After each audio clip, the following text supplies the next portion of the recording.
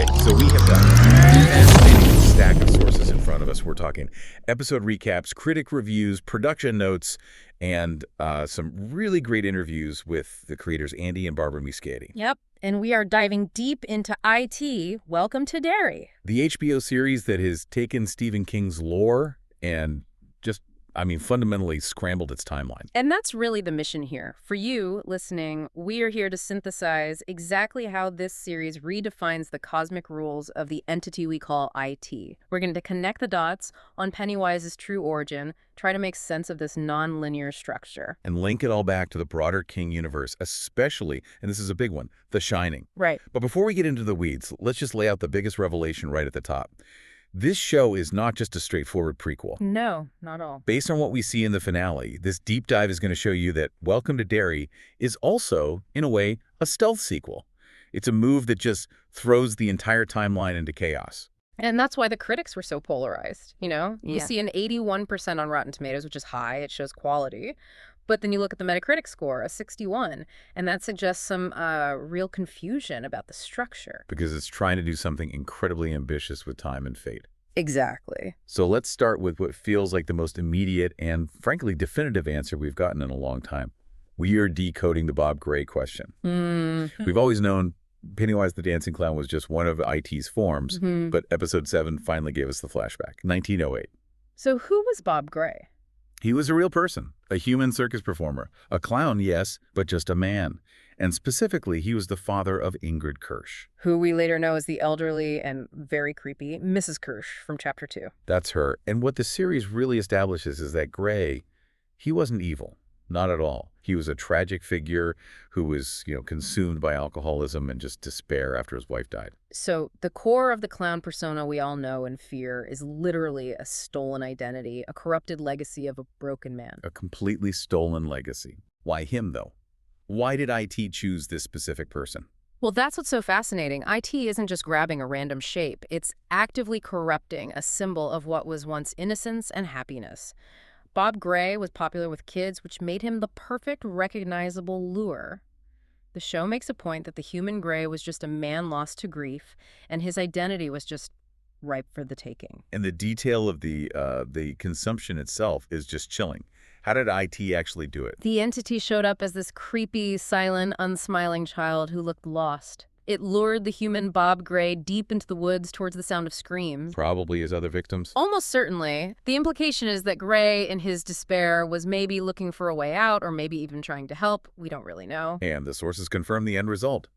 The only thing they found of the human Bob Gray was a blood-spattered handkerchief. That's it. The creature then just assumed his identity, costume and all, and became Pennywise the Dancing Clown. And for all you longtime fans, this permanently rules out that old theory that Mrs. Kirsch was IT's biological daughter. Right.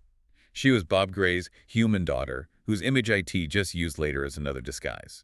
Speaking of embodying the creature, we should probably touch on Bill Skarsgård's decision to come back. Yeah, because we know he was hesitant at first. Very hesitant. After 2 huge films, he didn't want to just milk the franchise's success, which is, a very respectable position for an actor. But the creators got him back. And the key was this new lore. They promised him new, juicy scenes and the chance to really explore this definitive Bob Gray backstory. You realize there were genuinely new layers to Pennywise they hadn't touched, moving beyond just a creature of fear to, well, one that manipulates identity and tragedy. And that creative buy-in was crucial, wasn't it?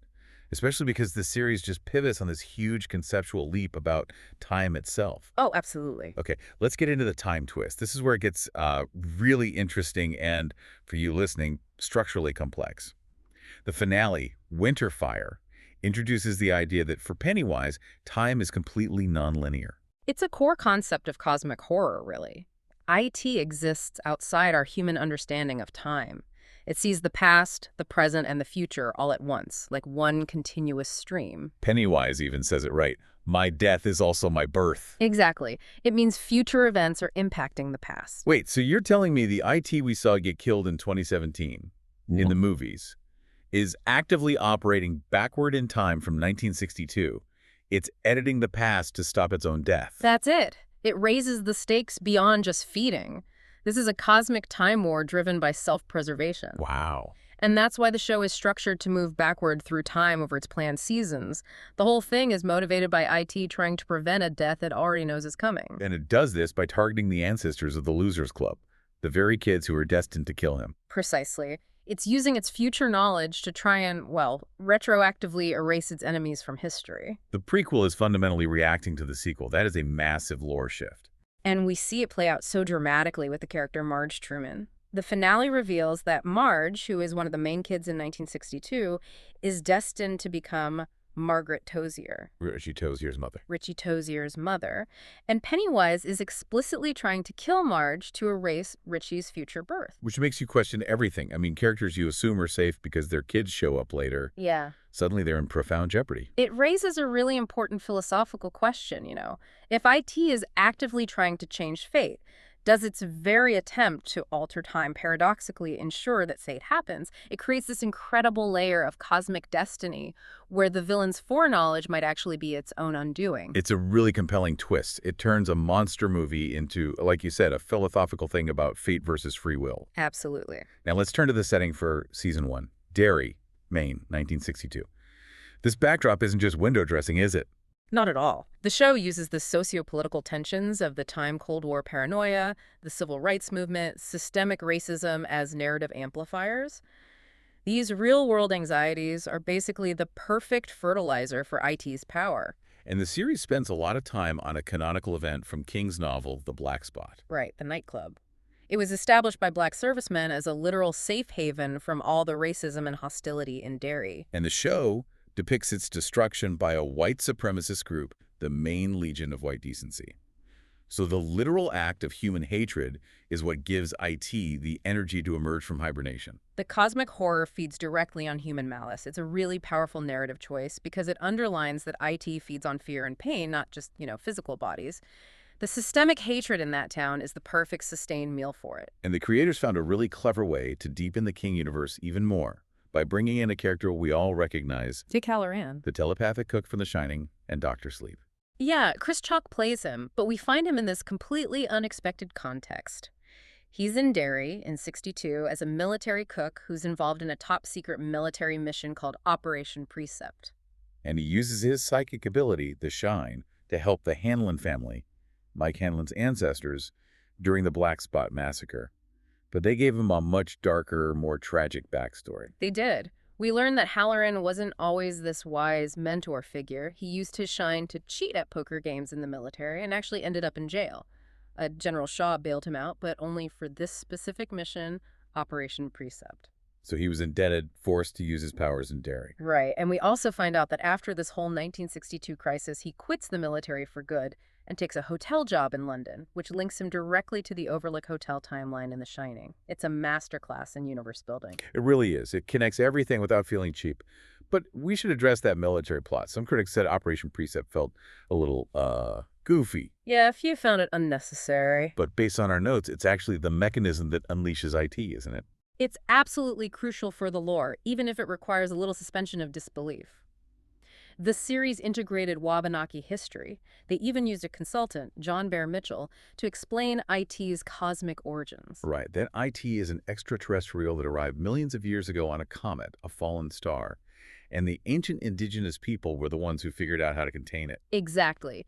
They used what they called star shards, fragments of that comet, which act as a kind of kryptonite to the entity to create this magical barrier. So the reason the 1962 cycle is so powerful, so strong, is because General Shaw removes one of these star shards for his operation. He breaks the seal. And to be clear, the military wasn't just collecting souvenirs. Operation Precept was designed to weaponize the shard. They saw this strange material as a potential energy source or weapon, and out of sheer hubris, they broke the ancient seal. Human meddling, trying to harness a power they couldn't possibly understand. And it set the stage for all the horror that followed. Human hubris? Systemic hatred? Cosmic fate? It's a lot to juggle.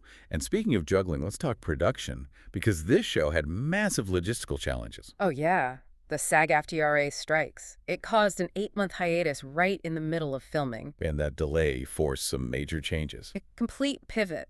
The original plan for a summer finale was totally scrapped, which led to the Winter Fire episode, set so dramatically against that frozen Maine landscape. Yeah, and I can only imagine the continuity nightmare with the kid actors.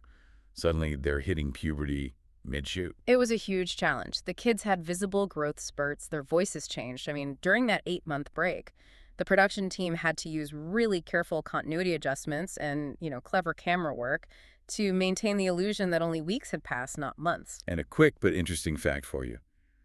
The town of Derry, Maine, wasn't filmed in Maine at all. Nope, almost entirely in Ontario, Canada. Court Hope was the primary stand-in, with Walton Street as Main Street. The iconic Capitol Theater was used for a lot of landmarks, and Derry High was actually a former high school in Hamilton. Pretty cool detail. So let's circle back to the critical reception. We mentioned the split scores, high praise for quality, mixed feelings on structure. Where did most critics land? The praise was largely for the performances. The adult cast, Jovan Adepo and Chris Chalk, were great. And the child actress Clara Stack, who plays Lily, was really singled out. Critics loved the show's emotional depth and its courage in tackling these real-world societal horrors. And Violet had that shocking twist. Yeah, where the initial trio of kid protagonists are just killed by IT.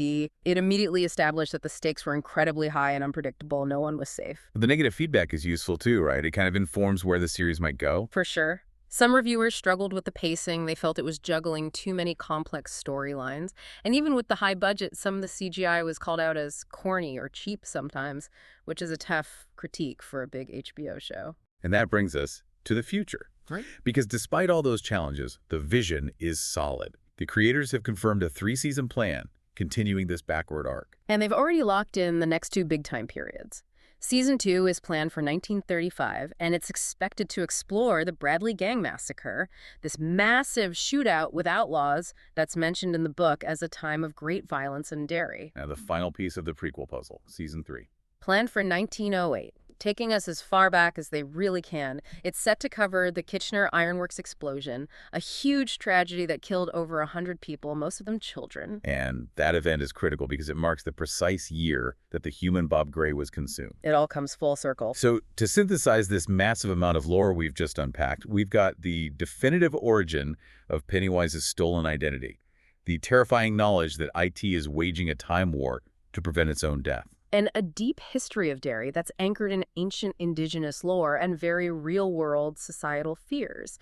and let's not forget the thread that ties it all directly back to the films, that post-credits scene set in 1988. It shows an elderly Mrs. Kirsch, Bob Gray's daughter, comforting a young Beverly Marsh at Juniper Hill. Just a truly unsettling scene. It confirms IT's continuous influence, its manipulation, cementing the connections right before Georgie's death kicks off the modern cycle in 1989. It means IT had its tendrils in Beverly from the very beginning. It's all connected, and it's all terrifying. Which brings us to our final thought for you to chew on. If the entity IT feeds only on fear, and the creators have explicitly teased that Season 2 will explore why IT doesn't eat the physical meat of its victims, Yeah. does that mean the systemic hatred, the prejudice, the cycles of violence we see throughout Derry's history? Are those actually the most crucial ingredients for IT's survival? Because if IT thrives on emotional pain and terror rather than just calories, then the town's collective malice and its history of tragedy, all fueled by human action, is the most sustaining resource the creature has. If you can eliminate the fear, maybe the monster just starves, regardless of its timeline meddling. It makes the real-world anxieties the true villain of the story,